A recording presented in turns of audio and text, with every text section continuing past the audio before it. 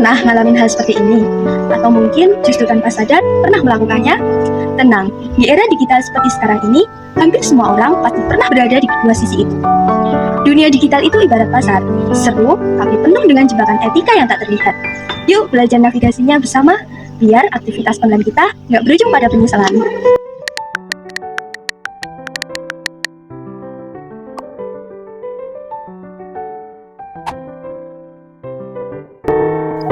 Scroll, like, comment, share.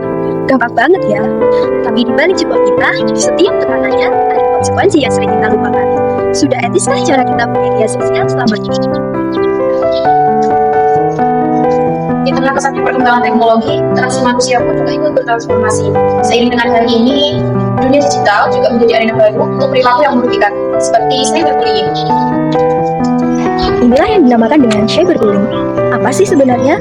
Cyberbullying adalah segala bentuk kekerasan psikologis, pelecehan, atau intimidasi yang dilakukan secara sengaja dan berulang melalui media digital atau platform online. Intinya, ketika kekerasan verbal, ancaman, atau pelecehan psikologis yang dilakukan secara berulang itu berpindah ke layar HP dan media sosial kita. Dasarnya tetap sama, menyakiti, medianya saja yang berubah.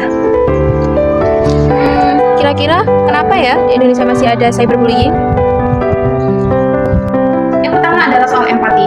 Banyak pelaku yang tidak memperhatikan kondisi psikis korban, yang kemudian dianggap sebagai hal sepele. Yang kedua adalah soal motivasi. Menurut Grabowski dan Smith, kekerasan di dunia digital termasuk cyberbullying dimotivasi oleh rasa penasaran yang kemudian dianggap sebagai hal yang patut disebarkan di media sosial.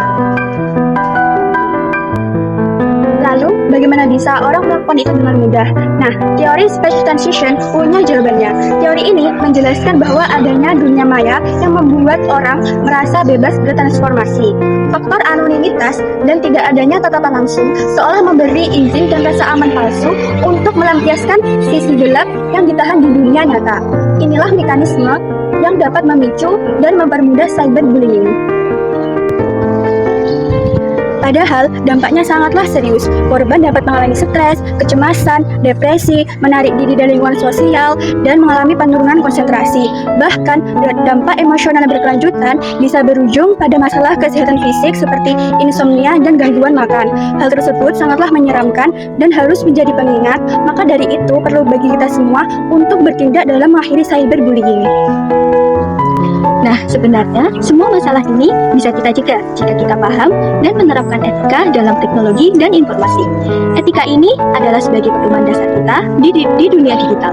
Di antaranya, menggunakan teknologi untuk hal yang bermanfaat, menjaga kerahasiaan akun, menghormati hak cipta orang lain, tidak menyebarkan konten yang bersifat kekerasan, dan tidak membicarakan atau menjelekkan orang lain di media sosial kita.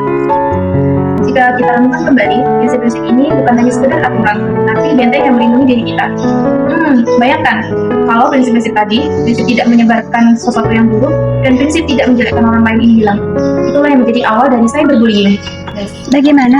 Masih mau jadi pelaku cyberbullying? Nono ya teman-teman, perilaku tadi itu dapat merugikan banyak orang. Bermain media sosial itu pilihan, tetapi berbuat baik itu kewajiban. Jadi, pertanyaannya sekarang cuma satu. Kita mau mewariskan dunia digital apa untuk generasi kita?